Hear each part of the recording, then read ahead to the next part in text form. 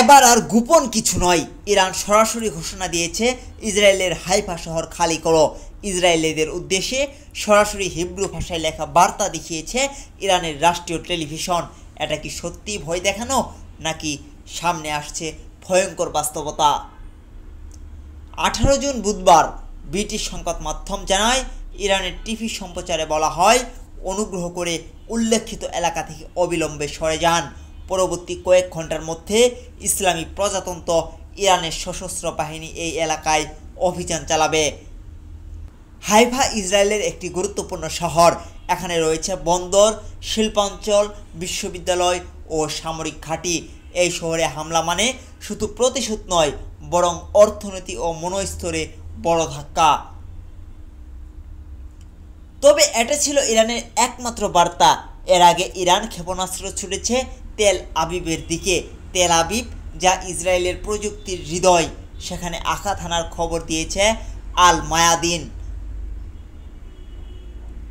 Iran বলছে এই হামলাগুলো শুধুই প্রতিশোধের অংশ। তারা আরও বলছে, যদি ইসরায়েলের হামলা চালিয়ে যায় তাহলে পুরো ইসরায়েল জুড়ে একযুগে অভিযান চালানো হবে।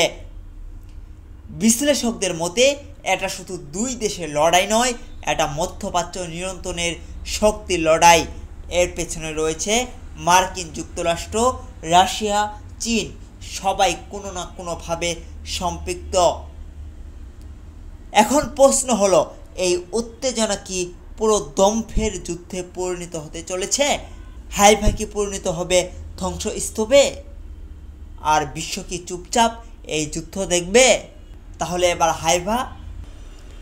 2018 সালে ইসরায়েলের দাবি, তাদের গোয়েন্দারা চুরি করে এনেছে ইরানের পারমাণবিক আর্কাইভ, যেখানে ফোর্দোর বিস্তারিত নকশা ও লক্ষ্য সম্পর্কে স্পষ্ট তথ্য ছিল। দলিলপত্রে বলা হয়, ফোর্দোর প্রকল্প এমনভাবে তৈরি যাতে প্রতি বছর 1 বা 2টি পারমাণবিক বোমা বানানো সম্ভব হয়।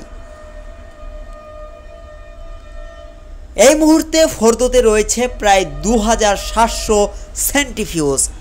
2009 সালে যুক্তরাষ্ট্র, ফ্রান্স এবং যুক্তরাজ্য এক যৌথ ঘোষণায় প্রথমবারের মতো প্রকাশ করে এই স্থাপনার অস্তিত্ব।